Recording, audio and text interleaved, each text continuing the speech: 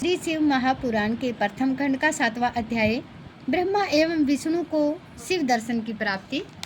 ब्रह्मा जी ने कहा, हे नारद, इस प्रकार निर्विकार एवं निराकार पर ब्रह्मा की बहुत प्रकार से स्तुति करने के उपरांत हमने उनसे यह प्रार्थना की कि हे प्रभु, आप हमारे समक्ष अपने स्वरूप को प्रकट कीजिए। मेरी तथा विष्णु जी की यह प्रार्थना सुनकर भगवान सदाशिव अपनी परम शक्ति सहित उसी क्षण प्रकट हो गए। उनका शरीर सफेद पत्थर के समान गोर था। वे उस पर भस्म मले हुए थे। उनके वामांग में आदि शक्ति महामाया उत्तमोत्तम वस्त्रालंकारों को धारण किए हुए विराजमान थी।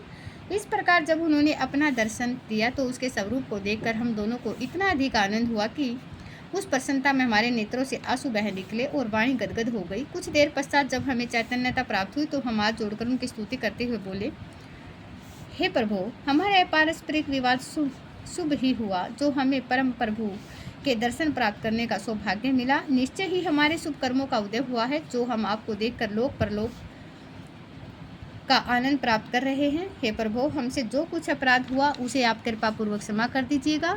हमसे जो भगवान सदाशिव को अपना स्वामी स्वीकार किया और अत्यंत नम्रता पूर्वक अपने हाथ जोड़ते हुए आपकी महान महिमा का वर्णन किया, तत्पश्चात हम अपने मस्तक को नीचे झुकाए हुए उनको चरणारविंदों की ओर देखने लगे। तो भक्तों, श्री शिव महापुराण के प्रथम खंड के 7वें अध्याय ब्रह्मा और विष्णु को शिव दर्शन की प्राप्ति से हमें अनेक महान शिक्षाएं प्राप्त होती हैं। इस अध्याय में बताया गया है कि जब ब्रह्मा जी और भगवान विष्णु जी ने अपने अहंकार को त्याग कर सच्चे मन से भगवान शिव की आराधना की, तब महादेव ने उन्हें दिव्य दर्शन दिए। इससे हमें यह शिक्षा मिलती है कि भगवान शिव केवल सच्ची भक्ति, श्रद्धा और विनम्रता से ही प्रसन्न होते हैं।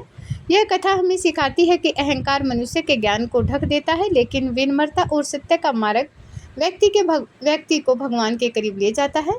जब मनुष्य अपने मन से घमंड, क्रोध और छल को दूर कर देता है, तब उसके जीवन में ज्ञान और भक्ति का प्रकाश फैलने लगता है।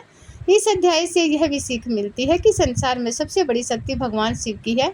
वे ही सृष्टि के पालनकर्ता, संहारकर्ता और समस्त ब्रह्मांड के आधार हैं। महादेव अपने भक्तों की पुकार अवश्य सुनते हैं और सही समय आने पर उन्हें मार्ग भी दिखाते हैं।